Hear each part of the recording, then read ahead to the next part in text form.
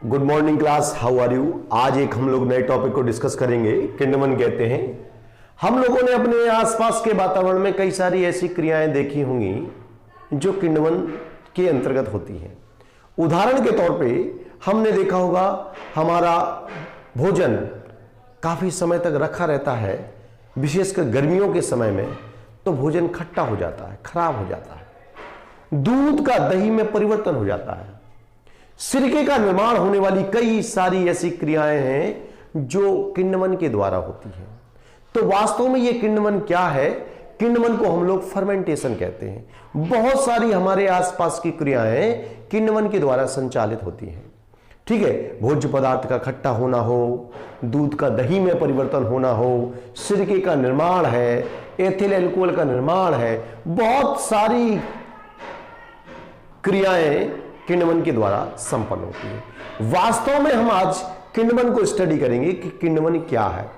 किण्वन एक ऐसी प्रक्रिया है जिसमें सूक्ष्म जीवियों में उपस्थित एंजाइम की सहायता से जटिल कार्बनिक अणुओं का सरल कार्बनिक अणुओं में परिवर्तन होता है। किण्वन के बारे में और सारी बातें हैं कि किण्वन को हम लोग फर्मेंटेशन कहते हैं। और ये फर्मेंटेशन शब्द जो है, एक शब्द होता है फीवर। फर्मेंटेशन फीवर शब्द से बना है, जो कि एक लैटिन शब्द है जिसका अर्थ होता है उबलना। उबलना क्यों? क्योंकि जब किण्वन की क्रिया होती तो कई सारी गैसें बनती हैं। आपने देखा होगा दही जब जम जाता है तो उसमें बुलबुले निकलते हैं। भोज्य पदार्थ दाल इत्यादि सुबह की शाम तक रखी रहे तो उसमें बुलबुले निकलने लगते हैं। तो किण्वन की क्रिया के फलस्वरूप कुछ गैसें उत्पन्न होती हैं, जैसे CO2 है, CH4 है, इत्यादि गैसें मुक्त होती हैं। ये गैसें बुलबुलों के रूप में निकलती रहती हैं, इसलिए द्रव जो है उबलता हुआ सा प्रतीत होता है। इसलिए फीवर शब्द से बना है फर्मेंटेशन, और फर्मेंटेशन को ही कहते हैं किण्वन। तो किण्वन एक ऐसी क्रिया है, अगर हम इसको संक्षेप में समझने का प्रयास करें कि किण्वन क्या है तो हम लोग समझ सकते हैं सूक्ष्म जीवियों में उपस्थित एंजाइम, सूक्ष्म जीवियों में उपस्थित एंजाइम के द्वारा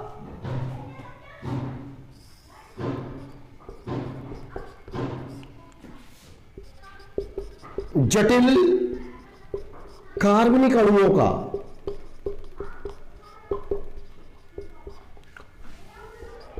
सरल कार्बनिक अणुओं में चेंज यानी परिवर्तन,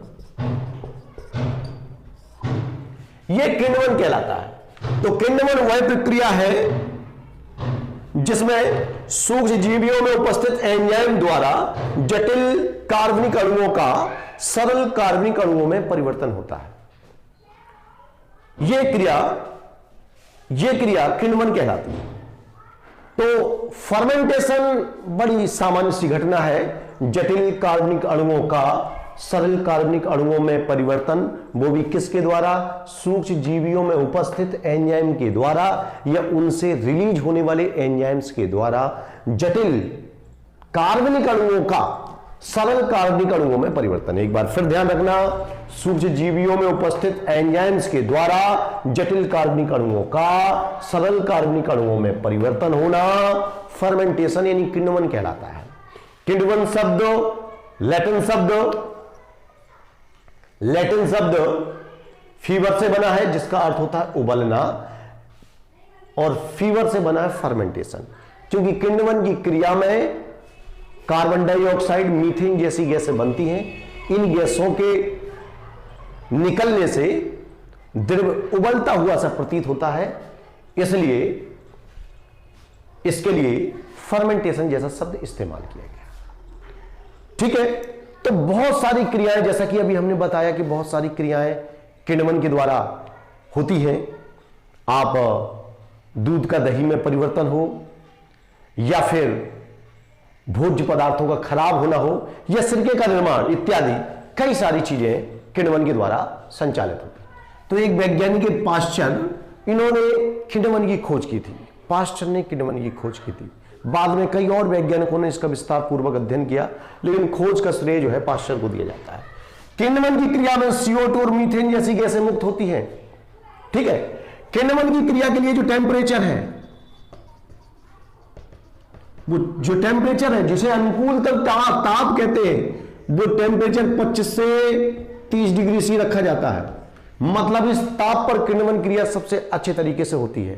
ताप इससे कम हो तो सूक्ष्मजीवी निष्क्रिय हो जाते हैं, ताप इससे ज्यादा हो तो सूक्ष्मजीवी नष्ट हो जाते हैं। इसलिए किण्वन के लिए 25 से 35 डिग्री सेंटीग्रेड का टेम्परेचर सबसे उपयुक्त माना जाता है।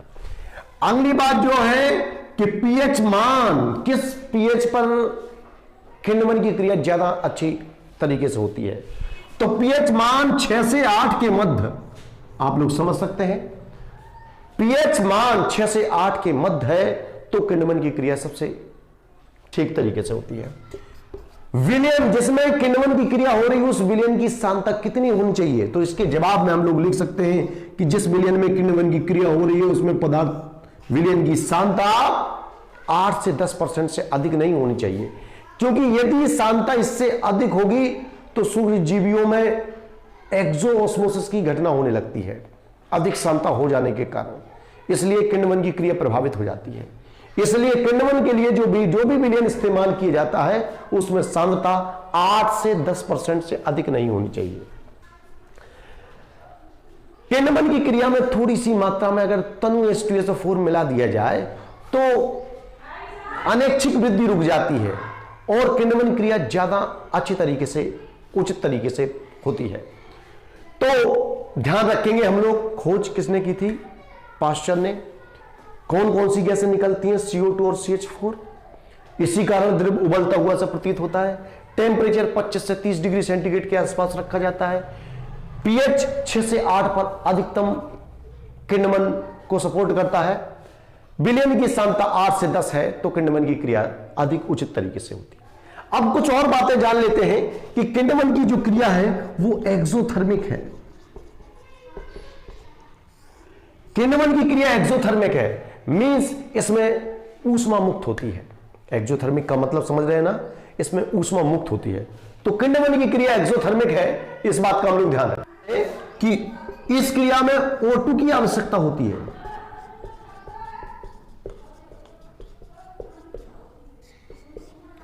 O2 की आवश्यकता होती है। क्यों आवश्यकता होती है भाई? क्योंकि वास्तव में किण्वन एक ऑक्सीकरण क्रिया है, तो जाहिर सी बात बिना ऑक्सीजन के ये मंद हो जाती है, बहुत मंद हो जाती है। ठीक है, तो O2 की आवश्यकता होती है। चलिए, और इसमें अमोनियम सल्फेट है, NH4 का whole twice SO4, ammonium phosphate NH4 का होल थ्राइस PO4।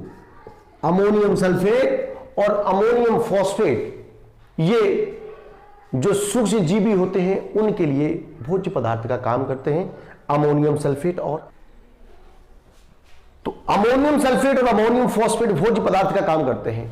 किण्वन की अगर उदाहरण देखना पड़े तो हम लोग बता सकते हैं भोज्य पदार्थ का खराब होना,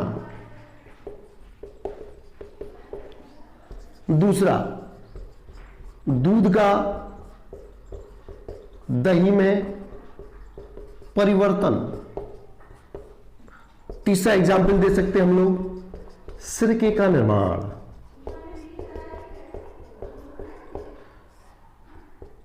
सिरके का निर्माण। भोज्य पदार्थ का खराब होना, आमतौर पे देखा होगा भोज्य पदार्थ खट्टा हो जाता है, वो किण्वन के कारण होता है। दूध का दही में परिवर्तन होना वो भी किण्वन की क्रिया है। सिरके का निर्माण होना यह भी किण्वन की क्रिया है। तो ये सारी चीजें किण्वन के अंतर्गत आती हैं। अब अगर हम किण्वन को देखना चाहें तो सुक्रोज का किण्वन होता है C12H22O11। सुक्रोज का किण्वन होता है इन्वर्टेज और जाइमेज एंजाइम की उपस्थिति में, और इस किण्वन की द्वारा एथिल अल्कोहल का निर्माण होता है। तो देखें एथिल अल्कोहल का निर्माण किस प्रकार से होता है किण्वन से। तो सुक्रोज के किण्वन से एथिल अल्कोहल का निर्माण होता है।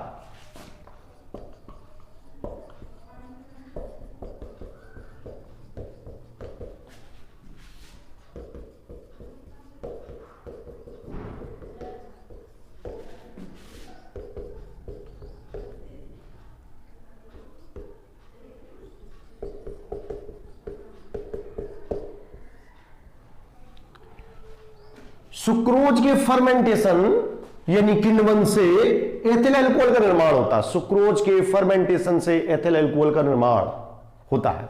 देखो सुक्रोज क्या होता है भाई, C12H22O11 प्लस H2O, और ये ईस्ट क्या होता है बेटा, सूक्ष्मजीवी है, और इससे एक एंजाइम निकलता है जिसे बोलते हैं इनवर्टेज। ये इनवर्टेज एंजाइम इसको तोड़ देता है, C6H12O6 बनता है, साथ में C6H12O6 बनता है। एक मॉलिक्यूल ग्लूकोज का है और एक मॉलिक्यूल फ्रक्टोज का है। ठीक है, दोनों मॉलिक्यूल तैयार हो जाते हैं। दोनों के अणुसूत्र ठीक है, एक जैसे हैं, परंतु उनमें क्रियात्मक समूह अलग अलग होता है। ग्लूकोज में एल्डिहाइड समूह होता है और फ्रक्टोज में कीटोनिक समूह होता है। ठीक है, यह सुक्रोज है। सुक्रोज का जल अपघटन होता है इनवर्टेज एंजाइम के द्वारा। ये ईस्ट से निकलता है इनवर्टेज एंजाइम। ईस्ट क्या है, ईस्ट सूक्ष्मजीवी होता है जिसे हम लोग खमीर कहते हैं।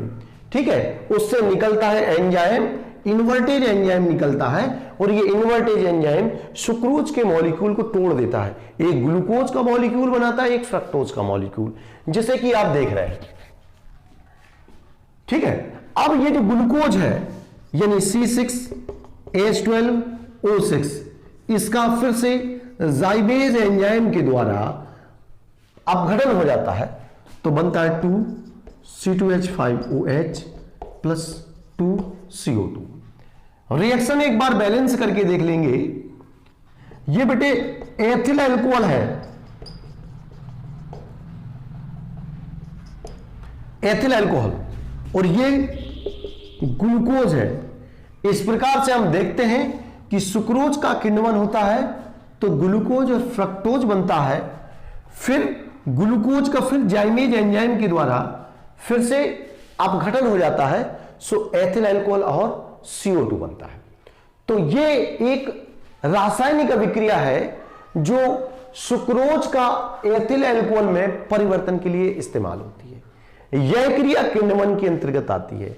हम लोग डेफिनेशन पढ़े हैं किण्वन की, सूक्ष्म जीवियों में उपस्थित एंजाइम के द्वारा जटिल कार्बनिक अणुओं का सरल कार्बनिक अणुओं में परिवर्तन। ध्यान देना, ये ईस्ट सूक्ष्मजीवी है, सूक्ष्म जीवियों में उपस्थित एंजाइम के द्वारा ये जटिल कार्बनिक अणु, मतलब थोड़ा सा जटिल बड़ा अणु है, जटिल कार्बनिक अणुओं का सरल कार्बनिक अणुओं में परिवर्तन किण्वन कहलाता है। और किण्वन को फर्मेंटेशन कहते हैं। लैटिन शब्द फीवर से बना है, जिसका अर्थ होता है उबलना, और उबलता हुआ क्यों प्रतीत होता है, क्योंकि किण्वन की क्रिया में CO2 CH4 जैसी गैसें मुक्त होती रहती हैं, जिसके कारण द्रव उबलता हुआ सा प्रतीत होता है। ठीक है, भोज्य पदार्थ का खराब होना है, सिरके का निर्माण है, एथिल अल्कोहल का निर्माण है, दूध से दही का बनना है, ये सारी क्रियाएं किण्वन के द्वारा होती है। किण्वन के लिए अनुकूलतम ताप 25 से 30 डिग्री सी, अनुकूलतम पीएच मान 6 से 8 पीएच होता है, अनुकूलतम सांद्रता विलयन की 8 से 10 होती है। ऑक्सीजन की आवश्यकता होती है, क्योंकि ऑक्सीजन की अनुपस्थिति में किण्वन की क्रिया मंद हो जाती है। ठीक है, अमोनियम सल्फेट और अमोनियम फॉस्फेट जो सूक्ष्म जीवी होते हैं उनके लिए भोज्य पदार्थ का कार्य करते हैं। तो इस प्रकार से ये किण्वन मेरे ख्याल से आपको समझ में आ गया होगा। किण्वन क्या है, किण्वन कैसे संपन्न होता है, और किण्वन की खोज किसने की थी। ठीक है, वीडियो देखने के लिए धन्यवाद।